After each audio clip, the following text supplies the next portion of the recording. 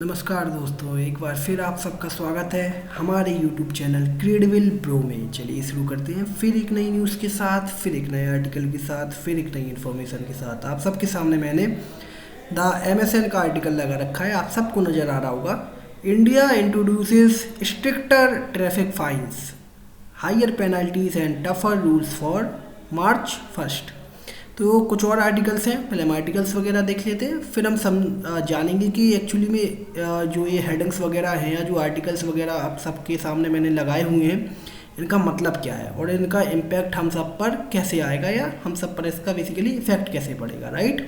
तो कुछ और आर्टिकल्स हम देख लेते हैं पहले। जैसे मैंने एक और आर्टिकल लगा रखा है, हिंदुस्तान टाइम्स का है ये .com का। आप सबको नज़र आ रहा होगा, India introduces stricter traffic fines, higher penalties and tougher rules for March 1। ये भी सेम ही आर्टिकल है। और NDTV ऑटो का भी आर्टिकल लगा रखा है आप सबके सामने। Traffic fines 2025, penalties and fines for violating traffic rules in India.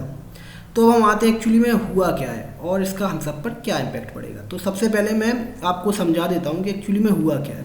हुआ ये है कि अभी कुछ चीज़ें बहुत ज़्यादा न्यूज़ में हैं, जैसे कि गवर्नमेंट की कुछ पॉलिसीज़ हैं, गवर्नमेंट की कुछ डिसीजंस हैं जो कि बहुत ज़्यादा ट्रेंड हो रहे हैं और बहुत ज़्यादा 2-3 दिन से सोशल मीडियाज़ पर और हर जगह का आर्टिकल्स वगैरह का जिक्र किया जा रहा है। तो एक्चुअली में ये इसका मतलब क्या है, मतलब ये सिंपल सा है कि जो हमारी गवर्नमेंट ऑफ इंडिया है, यानी कि गवर्नमेंट ऑफ इंडिया है, उसने क्या किया, उसने रिसेंटली हमारी भारत सरकार ने एक निर्णय लिया, एक डिसीजन लिया। उस डिसीजन में उन्होंने क्या किया, जो मोटर व्हीकल एक्ट था 2019 का, आप सबको याद होगा, आई होप सो। 2019 में एक मोटर व्हीकल एक्ट आया था, उसमें कुछ रूल्स वगैरह थे और कुछ फाइन्स वगैरह थे कि अगर आप मान लेते कोई रूल्स वगैरह तोड़ते हैं तो उसकी फाइन्स वगैरह आपको जो रिपरकशंस है या जो कॉन्सिक्वेंसेस हैं वो आपको फेस करने पड़ेंगे। यहाँ पे हुआ ये है कि जो मोटर व्हीकल एक्ट है 2019 का, जो हमारी गवर्नमेंट ऑफ इंडिया है, इसने इसको बहुत ज़्यादा स्ट्रिक्ट रूल्स को और बहुत ज़्यादा पेनल्टीज़ के साथ, यहाँ पे कई आर्टिकल्स तो ऐसे थे, मैं अभी जब इस बारे में पढ़ रहा था या इस बारे को मैं रिसर्च वगैरह कर रहा था, तो मैंने कुछ चीज़ें पढ़ी कि लगभग जो पेनल्टीज़ हैं वो 10 टाइम्स कर दी गई, यानी कि 10x। आप समझ रहे हो, मान लेते हैं आपको जो ट्रैफिक लाइट है वहाँ पे रुकने के लिए पहले 100 रुपये देने, अगर आप पकड़े जाते थे और आप उस चीज़ को तोड़ते थे, उस रूल को, जैसे आपको रेड लाइट पे वहाँ रुकना पड़ता है, अगर आप वहाँ पे नहीं रुकते तो अगर आप पकड़े जाते तो आपको 100 रुपये देने पड़ते थे, राइट। अब जो सरकार है, सरकार ने इस चीज़ को बढ़ाकर 1000 रुपये के आसपास कर दिया है हमारी भारत सरकार ने। तो मैं आपको वही कुछ चीज़ें यहाँ पे बताऊँगा कि कहाँ कहाँ किन किन चीज़ों पर किस किस तरीके की पेनल्टीज़ इम्पोज की गई हैं भारत सरकार की तरफ से। और फिर हम बाद में बेसिकली इन सब चीज़ों का इम्पैक्ट भी जानेंगे कि एक्चुअली में इन सब पर हम पर क्या इम्पैक्ट पड़ेगा। और बाद में हम इसके जो चैलेंजेस हैं या जो क्रिटिक्स वगैरह हैं, इस जो ये रूल्स वगैरह है, जो भारत सरकार ने जो पेनल्टीज़ वगैरह 10 टाइम्स कर दी हैं, इसको लेकर भी क्रिटिक्स को भी जानेंगे, ठीक है। तो मैं आपको सबसे पहले यहाँ पे ले चलता हूँ कि एक्चुअली में कहाँ कहाँ पर किस किस तरीके की आपको फाइन्स वगैरह इम्पोज करने पड़ेंगे अगर आपने रूल्स वगैरह तोड़े तो भारत सरकार आप। तो हम बात करेंगे कि किस किस जगह पे किस किस तरीके की यहाँ पे भारत सरकार इम्पोज कर रही है पेनल्टीज़, जो कि आम नागरिक हैं या लोग जो आम पब्लिक है उसके लिए, अगर वो रूल्स को फॉलो नहीं करती है, ट्रैफिक रूल्स को, राइट, उनको। तो मैं आपको सबसे पहले यहाँ पे जो आया हुआ है वो बेसिकली आया हुआ है ड्रंक एंड ड्राइव का। आप मान के अभी आपने कुछ टाइम पहले ही मैंने एक वीडियो भी बनाई है उसके ऊपर, बहुत ही दुखद घटना हुई है। कहाँ पे, बड़ौदा में एक लड़का है 19-20 साल का।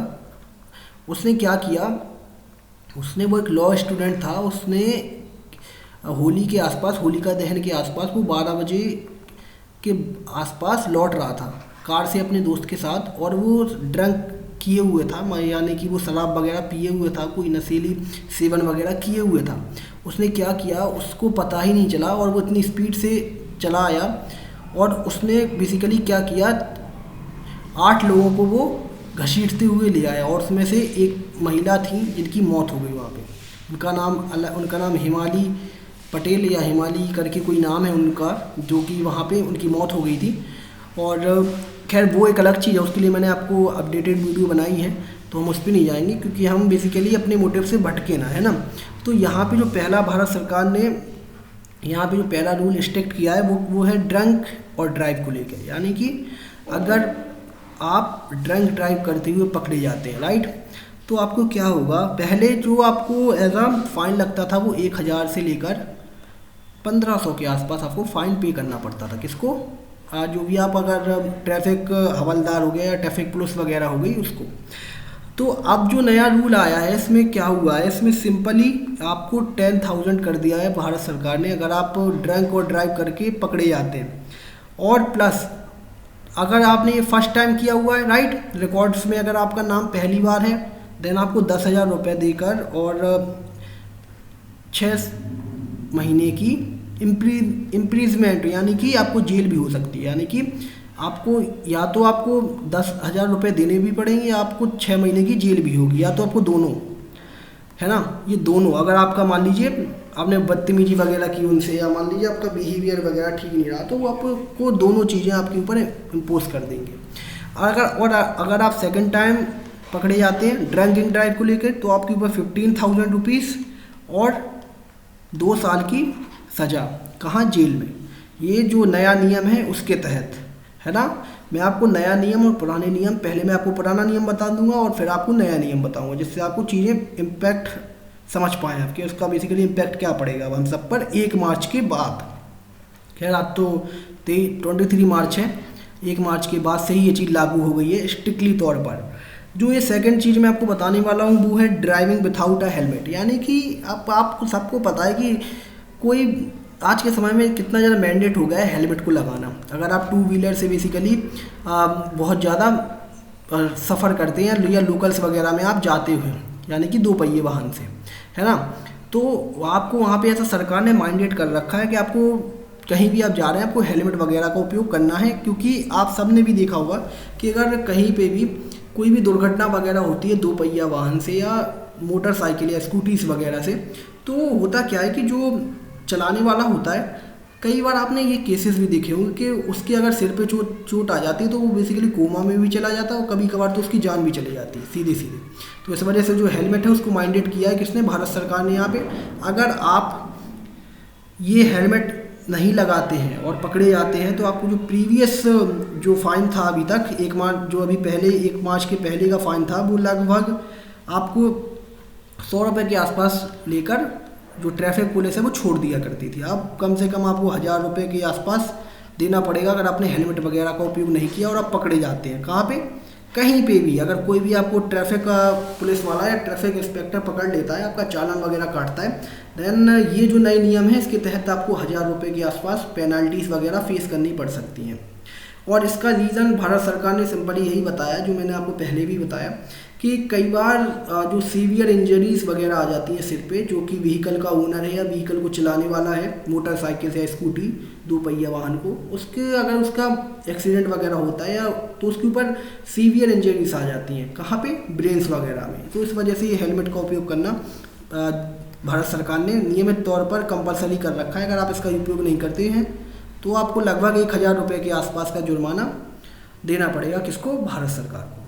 जो यहाँ पे तीसरा नियम है, जो यहाँ पे तीसरी नियम है वो है अगर आप सीट बेल्ट वगैरह नहीं बांधते हैं। अभी हमने बेसिकली 2 व्हीलर की बात की थी, अब अगर आप सीट बेल्ट नहीं बांधते हैं 4 व्हीलर में अगर आप सीट बेल्ट नहीं बांधते हैं तो आपको क्या होगा, आपको इसके पहले लगभग 100 रुपये के आसपास इसमें जुर्माना लगता था।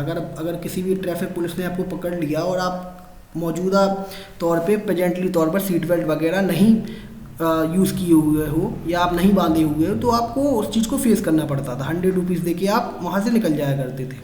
अब इसको भारत सरकार ने, मैंने आपको बताया ना, 10x किया गया है। 10x का मतलब यहाँ पे सिंपल हो गया 10 का मल्टीप्लाई, यानी कि 1000 रुपीज़ के आसपास आपको पेनल्टी देनी पड़ सकती है। किसको? ट्रैफिक पुलिस को, भारत सरकार को। और इसका भारत सरकार ने सिंपली यही रीज़न दिया है कि कई बार अगर 4 व्हीलर्स वगैरह से भी कोई भी एक्सीडेंट वगैरह होते हैं तो वहाँ पे एक मेजर रूल का काम करता है। कहाँ? सीट बेल्ट वगैरह, कि आपका जो भी आप जो भी अगर मान लेते तो आपका जो भी बैलेंस वगैरह है वो वगैरह उससे बचा रहता है, या आपके जो सिर पे चोट वगैरह आती है वो भी बची रहती है, क्योंकि वो आपको ऐसा थाम लेती है कुछ टाइम के लिए, राइट। पूरी तरीके से तो वो भी आपको नहीं बचा सकती, लेकिन वो कुछ टाइम तक आपको सेव कर देती है। कौन? Seat belt. तो ये जो तीसरी चीज़ थी, ये तीसरी चीज़ है। और यहाँ पे जो चौथी चीज़ है जो कि जिसके ऊपर नियम लागू किए गए हैं, आप सबने देखा होगा अक्सर लोग एक टाइम से चले जाते हैं, चाहे वो 2 पहिए वाहन हो या 4 पहिए वाहन हो, चाहे वो 2 व्हीलर्स हो या चाहे 4 व्हीलर्स हो। लोग चलाते भी जाते हैं व्हीकल्स वगैरह को, और बात भी करते जाते हैं फ़ोन वगैरह पे, या कुछ फ़ोन वगैरह भी चलाते जाते हैं, राइट।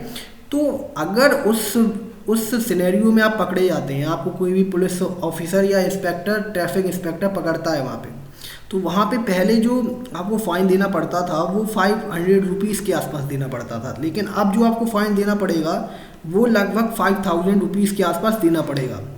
और ये ऐसा कंपलसरी हो गया है। आप जो मैं चीज़ें आपको बता रहा हूँ ना, यहाँ पे आप बहस नहीं कर सकते कि मान लेते नहीं मैं तो सर ये कर रहा था, या मैं तो सर ऐसे कर रहा था, कोई रीज़न नहीं दे सकते, क्योंकि ये चीज़ रूल्स के खिलाफ है, क्योंकि भारत सरकार ने नियमित तौर पे 1 मार्च से लागू कर दी है स्ट्रिक्टली तौर पे। पेनल्टीज़ वगैरह कई शहरों में लग भी रही है पेनल्टीज़, आपको कई सोशल मीडियाज़ पे या कई आर्टिकल्स में ये सब पढ़ने को भी मिला होगा। देन मैं इसके ऊपर आज ये आर्टिकल वगैरह मैं आपको कवर कर रहा हूँ इस आर्टिकल को। तो और इसका जो रीज़न बताया भारत सरकार ने वो ये बताया इस चीज़ का कि यह जो लोग मोबाइल वगैरह चलाते हैं इनसे क्या होता है, इनसे आप सबको ही पता है कि अगर आप मान लेते हैं एक टाइम पे 2 चीज़ें कर रहे हैं, राइट। तो जैसे आप मोटरसाइकिल चलाएं मान लेते हैं ना, तो आप अगर मोबाइल पे भी ध्यान देंगे तो आपका डिस्ट्रैक्शन वगैरह बढ़ता है, उससे मैक्सिमाइज होता है आपका डिस्ट्रैक्शन, आपका जो दिमाग होगा वो बेसिकली मोबाइल में फोकस होगा, और उस चीज़ से क्या हो सकता है, आपका आगे चल के एक्सीडेंट भी हो सकता है ना, और आपको इंजरीज वगैरह भी आ सकती है। इस वजह से भारत सरकार ने इस चीज़ को बढ़ाकर 5000 रुपीज़ के आसपास पेनल्टी कर दी है अगर आप इस जगह पकड़े जाते हैं मोबाइल चलाते हुए, और साथ साथ गाड़ी चलाते हुए भी, चाहे वो 4 व्हीलर हो चाहे 2 व्हीलर। अब हम यहाँ पे आते हैं 5th पॉइंट पे कि एक्चुअली में 5वां ऐसा क्या है। 5वां ऐसा आप ऐसा समझ सकते हैं कि जैसे मान लेते कोई व्यक्ति है जो 2 व्हीलर या 4 व्हीलर लेके निकला हुआ है, ठीक है, और उसके पास आप सबको पता है एक चीज़ होना बहुत ज़रूरी है, वो चीज़ है ड्राइविंग लाइसेंस, जो ITOs वगैरह होते हैं वो प्रोवाइड करते हैं हम लोगों को, जो आम पब्लिक होती है अपनी, या जो कोई भी होता है उसको ITO वगैरह इस चीज़ को प्रोवाइड करता है लाइसेंसिंग वगैरह को। अगर आपके पास लाइसेंस वगैरह नहीं मिलता है और आप व्हीकल वगैरह चला रहे होते हैं, चाहे आप अच्छी तरह चला रहे हो चाहे आप जैसे भी चला रहे हो, अगर आप पकड़े जाते हैं और कोई भी ट्रैफिक पुलिस वाला आपसे अगर लाइसेंसिंग वगैरह की मांग करता है और आपके पास लाइसेंस नहीं होता है, या आपका वैलिड लाइसेंस नहीं होता है, आपके पास लाइसेंस ही नहीं होता है, तो अभी तक आपको क्या था कि 500 रुपीज़ की पेनल्टी या चालान काट के वो आपको छोड़ दिया करता था। अब भारत सरकार ने इसको भी 10x करके 5000 रुपये के आसपास कर दिया हुआ है। अभी 1 मार्च से ये चीज़ लागू हुई है कि अब वो आपसे 5000 रुपीज़ के आसपास एज अ पेनल्टी के तौर पे ले सकता है कि आपके पास एक तो प्रॉपर ड्राइविंग लाइसेंस नहीं है और आप सड़कों पर उतरे हुए हो। और आप सबको इसके लिए भारत सरकार ने रीज़न ये दिया है कि जो ITO वगैरह है वहाँ पे अगर आपके प्रॉपर टेस्ट ही के बाद आपको लाइसेंस मिलता है, लेकिन आप सबको पता है कि हमारे इंडिया की कैसी है कहानी कि वहाँ पे बेसिकली बिना टेस्ट के भी कई जगह ITO वगैरह लाइसेंसिंग प्रोवाइड कर देता है। लेकिन इस चीज़ को कंपलसरी करना चाहिए और इसके ऊपर अलग से रूल आना चाहिए कि जो गाड़ी लाइसेंस के पहले आपको गाड़ी चलानी आनी चाहिए, आपको गाड़ी के रूल्स वगैरह पता होना चाहिए, उसके बाद ही आपको लाइसेंस वगैरह प्रोवाइड किया जाएगा ITO की तरफ से।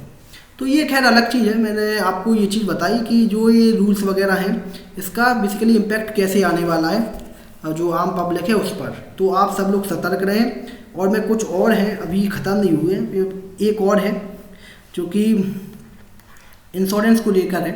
आप सबने देखा होगा कि आप जैसे मान लेते हैं कोई व्यक्ति है वो जा रहा है अपने 2 पहिए वाहन से और यहाँ पे अगर उसके पास इंश्योरेंस नहीं है तो होता क्या है कि अगर उसने किसी दूसरे व्हीकल को ठोका यानी दूसरे व्हीकल को बेसिकली क्रैश वगैरह किया या उस पर टक्कर वगैरह की, तो होता ये है कि आपको ऐसा अगर थर्ड पार्टी आपके पास इंश्योरेंस नहीं है, मान लेते हैं आपकी जो गाड़ी है उसको अगर मान ले तो उसको कुछ हुआ तो हुआ, उससे कोई मतलब नहीं। लेकिन आपकी वजह से अगर किसी दूसरे को दिक्कत हुई या दूसरे की गाड़ी वगैरह टूटी फूटी या उसमें कुछ भी क्रैश वगैरह हुआ तो जो थर्ड पार्टी इंश्योरेंस होता है ना, वो भी कंपलसरी है यहाँ पे। अगर आप मान लेते हैं वहाँ पे पुलिस वगैरह आई, ट्रैफिक पुलिस वगैरह, उसने आपके पेपर्स वगैरह चेक किए, और अगर ये थर्ड पार्टी इंश्योरेंस आपके पास नहीं मिलता है, देन आपको क्या होगा कि आपको फ़ाइन देना पड़ेगा। पहले आपको, अगर आपने पहले फर्स्ट टाइम किया हुआ है, देन आपको 2,000 रुपये का आसपास का फ़ाइन देना पड़ेगा, और अगर ये आपने सेकेंड टाइम किया हुआ है, राइट, देन ये आपको 4,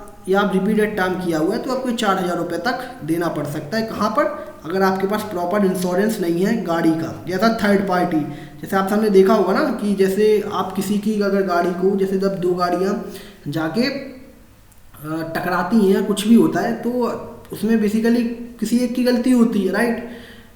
तो वहाँ पे जो जिसकी गलती होती है और जिस गाड़ी को वहाँ पे ऐसा विक्टिम देखा जाता है, जिस गाड़ी के ऊपर वो ठोका जाता है, तो उस गाड़ी को पे भी मान लीजिए अगर कोई क्रैश वगैरह आया या कुछ भी उसमें दिक्कत आती है, तो वो थर्ड पार्टी इंश्योरेंस में कवर हो जाता है। इस वजह से जो भारत सरकार है उसने इस चीज़ को भी लागू किया हुआ है कि यहाँ पे जो चीज़ें हैं वो बदलें और लोग इंश्योरेंस की तरफ जाएं, इंश्योरेंस करवाएं, और इससे उन्हीं का ही बेसिकली फ़ायदा है, इसमें भारत सरकार का कोई फ़ायदा नहीं है। और एक और है कि बेसिकली आप सबने देखा होगा कि पॉल्यूशन सर्टिफिकेट भी यहाँ पे कंपलसरी कर रखा है। अगर मान लेते हैं आपके पास पॉल्यूशन सर्टिफिकेट नहीं है और आप गाड़ी वगैरह लेके निकले हुए हो अपनी, या आपका पॉल्यूशन सर्टिफिकेट वगैरह एक्सपायर हो गया है ना, तो वहाँ पे आपको लगभग 10,000 रुपये के आसपास का फ़ाइन देना पड़ सकता है। किसको? अगर आपके जो पेपर्स वगैरह चेक होते हैं, या कोई भी ट्रैफिक पुलिस आपसे ये चीज़ को मांग करता है और आपके पास वो चीज़ प्रॉपर बेसिस पे वैलिड नहीं होती है, प्रॉपर पॉल्यूशन सर्टिफिकेट नहीं होता है आपकी गाड़ी या आपकी व्हीकल का, तो वहाँ पे आपको लगभग 10,000 रुपये के आसपास देना पड़ सकता है। किसको? भारत सरकार को, या जो ट्रैफिक चालान वगैरह काट सकता है, जो ट्रैफिक पुलिस है वो आपका चालान वगैरह भी काट सकती है, लगभग 10,000 रुपये के आसपास का, जो कि अभी नए रूल्स में निकल के आया है। और जो यहाँ पे आपने एक चीज़ और देखा होगा, यूथ में ये चीज़ ज़्यादा कॉमन है कि आप सबने देखा होगा कि मान लेते हैं ये कोई 2 पहिया वाहन है, मेरी ड्राइंग इतनी अच्छी नहीं है, माफ़ करना मुझे इसके लिए, तो मान लेते हैं कोई 2 पहिया वाहन है या 2 व्हीलर है, इस पर बेसिकली 3 लोग सवार होकर जा रहे हैं, और अगर इस बीच आपको कोई भी पुलिस वाला पकड़ता है या कोई भी ट्रैफिक पुलिस पकड़ता है, तो यहाँ पे वो आपसे जो पहले इसके ऊपर फ़ाइन था वो 100 रुपीज़ के आसपास था, अब इसको भारत सरकार ने बढ़ा के 1,000 रुपये के आसपास कर दिया है कि अगर आप पकड़े जाते हैं किसी भी 2 व्हीलर पे 3 लोग बैठे हुए और निकल रहे हैं आप, और इससे बेसिकली आपको पुलिस वगैरह पकड़ती है, ट्रैफिक पुलिस वगैरह, तो वो आपका चालान 1,000 रुपये के आसपास कर सकती है यहाँ पे, जो कि भारत सरकार ने रूल्स के तहत लागू किया हुआ है। जो आखिरी है अब कि जो आप सबने देखा होगा कि जो ड्राइविंग को लेकर आप सबने देखा होगा कि सिंगल जो रेसिंग वगैरह करते हैं, या जो सुपर बाइक से लेके निकल जाते हैं लोग कार्स वगैरह में जो रेसिंग वगैरह करते हैं, तो उनके ऊपर भी कई बार अगर मान लेते हैं कि इससे अगर जैसे मान लेते हैं आप तो निकल गए, आपकी कार मजबूत है, आप निकल गए कट वगैरह दे के, लेकिन सामने वाला व्यक्ति का बैलेंस वगैरह खो दिया, उसने जाके कहीं पे भी गाड़ी को क्रैश कर दिया, गाड़ी उसने ठोक दी, तो लगभग इसमें आपका देखा जाएगा कि आपने बेसिकली 5,000 रुपये के आसपास आपको फ़ाइन वगैरह भी देना पड़ सकता है अगर आपने फास्ट वगैरह रोड पे या जंपिंग वगैरह की, या रेसिंग वगैरह की, ओवर स्पीडिंग वगैरह की व्हीकल की अपने, चाहे वो 2 व्हीलर हो चाहे वो 4 व्हीलर हो, कोई भी व्हीकल वगैरह हो। तो अब यहाँ पे कुछ ये जो रूल्स वगैरह हैं जो स्पेसिफिक हैं, हर एक चीज़ के लिए अलग अलग थे, कुछ स्पेसिफिक रूल्स वगैरह भी हैं, तो ये सब मैंने आप सबके साथ डिस्कस कर लिए। यहाँ पे कुछ और भी रूल्स हैं, अगर छूट रहे हो तो मुझे माफ़ करना, लेकिन कुछ मैंने लगभग 90% या 85 to 90% जो रूल्स हैं वो यहाँ पे कवर कर लिए हैं। अगर आप सबको इसके लिए कोई और रूल अगर मुझसे छूट रहा हो तो आप इस चीज़ का थोड़ा सा सर्च कर लेना, आपको गूगल पे इसका पूरी जानकारी मिल जाएगी। लेकिन मैं लगभग 85 to 90% रूल्स वगैरह आपके साथ कवर कर लिए हैं कि अब जो रिसेंट प्राइस वगैरह हाइक हुए हैं पेनल्टीज़ में वो क्या है ना। तो अब यहाँ पे जो फाइन वगैरह है इससे इंक्रीमेंट होने से क्या क्या होगा, या मान लेते हैं भारत सरकार का मोटिव क्या है। यहाँ पे लोग कहेंगे, कुछ लोग जो इसके टैक्स होंगे वो कहेंगे रेवेन्यू है। हाँ ऑफकोर्स रेवेन्यू है, रेवेन्यू इससे भारत सरकार का बढ़ेगा, लेकिन वो भारत सरकार रेवेन्यू इस चीज़ से आप रेवेन्यू अकेले को मत देखिए, आप ये भी देखिए जो ministry of road and transport है और हाईवेज है, जिनको बेसिकली लीड शायद क्या उनको लीड कर रहे हैं नितिन गडकरी जी, उनका कहना ये है कि जो आप सबने देखा होगा कि जो कार वगैरह एक्सीडेंट होते हैं या जो लोगों की मौत होती है वो बेसिकली 3 ही रीजन्स के कारण होती है। सबसे पहले जो रीजन है वो क्या है, ड्रंक एंड ड्राइव, राइट, जो मैंने आपको सबसे पहले डिस्कस किया। उसके बाद जो रीजन है वो है ओवर स्पीडिंग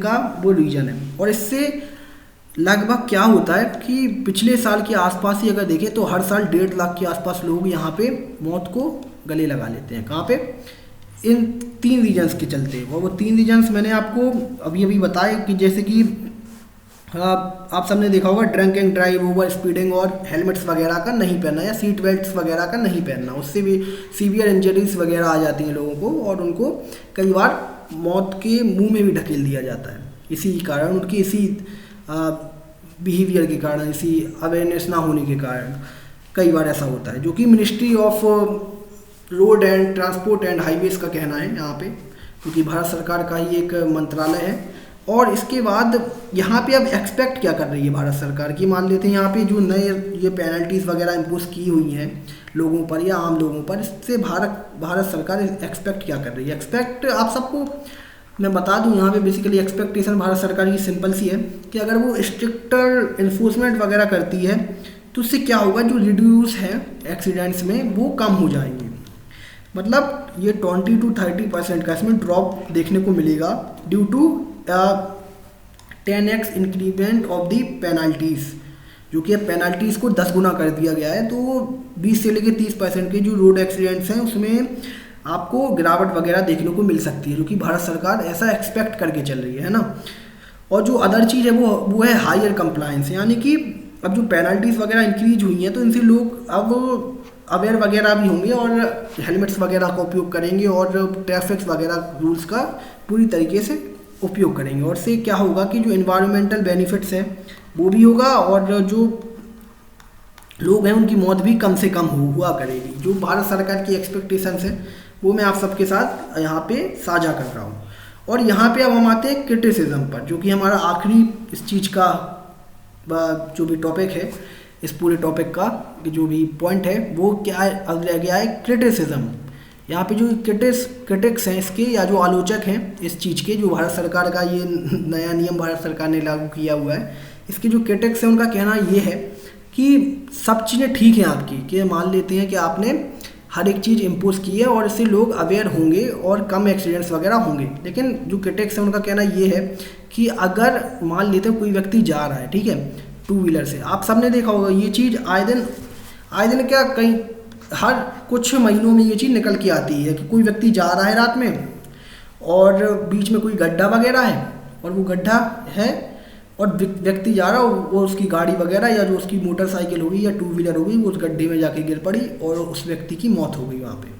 तो यहाँ पे इस चीज़ को कौन बेसिकली जाकर वो रिस्पॉन्सिबल होगा, जो क्रिटिक्स है उनका कहना यह है इसके लिए government of India he responsible है, भारत सरकार ही रिस्पॉन्सिबल है। अगर आप मान लेते हैं कि अगर आप ये सोच रहे हैं कि आप रूल्स वगैरह को स्ट्रिक्ट कर देंगे और अगर आप इंफ्रास्ट्रक्चर उस आपका डेवलप नहीं करेंगे तो इससे बहुत ही गलत चीज़ का प्रभाव पड़ सकता है हम सब लोगों के ऊपर, राइट।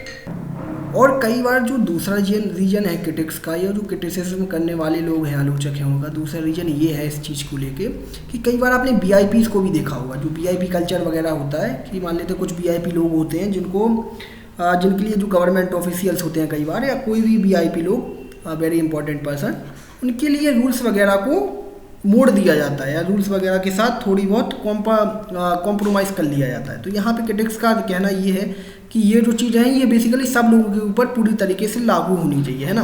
कई बार आप सबने देखा होगा कि जो VIPs होते हैं या जो पैसे वाले लोग होते हैं वो उस चीज़ से निकल के कई बार भाग जाते हैं और या मान लेते हैं वो इस चीज़ को रफा दफा भी कर देते हैं। लेकिन इसमें पिसता कौन है, इसमें बेसिकली पिसते हैं आम लोग, जो कि रोज़ 9 बजे जाते हैं और रोज़ 5 बजे आते हैं। और कई लोग जो मेहनत की कमाई वगैरह करके आते हैं और कई बार उनको इस चीज़ की प्रॉपर जानकारी नहीं होने की वजह से या किसी भी और रीज़न की वजह से उनको ये सब फेस करना पड़ता है। उनका सिंपल सा रीज़न ये है कि ये जो चीज़ें हैं ये दोनों पक्षों के लिए लागू होनी चाहिए, VIPs के लिए भी लागू होनी चाहिए और जो आम आदमी है उनके लिए तो ये चीज़ लागू है ही। तो ये कुछ चीज़ें हैं जो कि क्रिटिक्स वगैरह का कहना है इस चीज़ को लेके, और ये क्रिटिक्स का कहना भी अपनी अपनी जगह पे ठीक है। अब मैं आप सबसे ये जानना चाहूँगा कि मैंने जो आपको ये आर्टिकल वगैरह या जो इन्फॉर्मेशन वगैरह आपको प्रोवाइड की, आप सबको क्या लगता है इसमें जो भारत सरकार ने जो ये निर्णय लिया हुआ है ट्रैफिक रूल्स को स्ट्रिक्ट करने का, ये भारत सरकार का कैसा कदम, अच्छा कदम आपको लगा? आपका इसमें क्या पॉइंट ऑफ व्यू है? या बेसिकली आपको लगता है कि इंफ्रास्ट्रक्चर को भी डेवलप करना यहाँ पे बहुत ज़्यादा ज़रूरी है, लोगों को यहाँ पे वसूलना उतना ज़्यादा ज़रूरी है, लेकिन आप ये भी तो देखिए कि इंफ्रास्ट्रक्चर भी तो आप डेवलप करें उस हिसाब का, जब भी आप मान लेते हैं स्ट्रिक्ट कर पाएँ रूल्स को, राइट? मान लेते हैं कि इसको तो अब कई लोग आप अपना पॉइंट ऑफ व्यू बताएं। कई लोगों का पॉइंट ऑफ व्यू यहाँ पे रेवेन्यू को लेके जा भी होगा, और कई लोगों के मैं कमेंट्स वगैरह भी कई जगह पढ़ रहा था, मीम्स वगैरह में कई लोग कमेंट वगैरह भी कर रहे थे इस चीज़ को लेके। लोग बोल रहे थे, अभी आप सबने देखा था ना कि एट्थ पे कमीशन की बात हो रही थी कुछ महीने पहले, और यहाँ पे कुछ व्यक्ति ने ये डाला, एक व्यक्ति था, एक पर्सन था, उसने ये डाला जो सेंट्रल एम्प्लॉय है उनका 8 पे कमीशन, और जो ये ट्रैफिक एम्प्लॉयज़ हैं इनका 10th पे कमीशन। तो वो बेसिकली मजाक था या एक तरफ से ब्लफ था, जो कि रेवेन्यू को लेकर पूरी तरीके से दर्शा रहा था कि इससे बेसिकली भारत सरकार का रेवेन्यू ही बढ़ेगा और इस चीज़ को स्टेप लेकर लोग सुधरेंगे। लेकिन जो क्रिटिक्स है उनको भी यहाँ पे पूरी तरीके से उनके पॉइंट ऑफ व्यू को भी समझने की ज़रूरत है। कुछ लोगों का कहना ये भी है। अब मैं आप सबका इसमें पॉइंट ऑफ व्यू जानना चाहूँगा। मैंने आपको दोनों पक्षों की बातें बता दी। इसकी आपकी मैंने भारत सरकार का जो कहना था या भारत सरकार के जो भी रीजन्स थे जिसकी वजह से भारत सरकार ने इस चीज़ को स्ट्रिक्ट किया हुआ है, और ये अच्छी इनिशिएटिव है, मैं इस चीज़ की सराहना करता हूँ। लेकिन उसी जगह पे मैं क्रिटिक्स के भी पॉइंट ऑफ व्यू को पूरी तरीके से समर्थन तो नहीं, लेकिन हाँ कई जगह क्रिटिक्स के भी पॉइंट मुझे ठीक ठाक लगते हुए यहाँ पे, मतलब कि मैं एज अ न्यूट्रल पर्सपेक्टिव से आपको यहाँ पे चीज़ें बता रहा हूँ। मैं यहाँ पे किसी भी प्रॉपर चीज़ को आप सबसे छिपा नहीं रहा हूँ, या पूरी तरीके से आपके ऊपर छोड़ता हूँ कि आपका इसमें पॉइंट ऑफ व्यू क्या है, और अब वो आप पॉइंट ऑफ व्यू हमें कमेंट सेक्शन में बिल्कुल बताएं। और इसी के साथ मैं आप सबसे लेना चाहूँगा अलविदा, और मेरी मुलाकात आप सबसे फिर होगी एक नई वीडियो में, एक नए आर्टिकल के साथ, एक नई इन्फॉर्मेशन के साथ। Thank you so much. जय हिंद, जय भारत।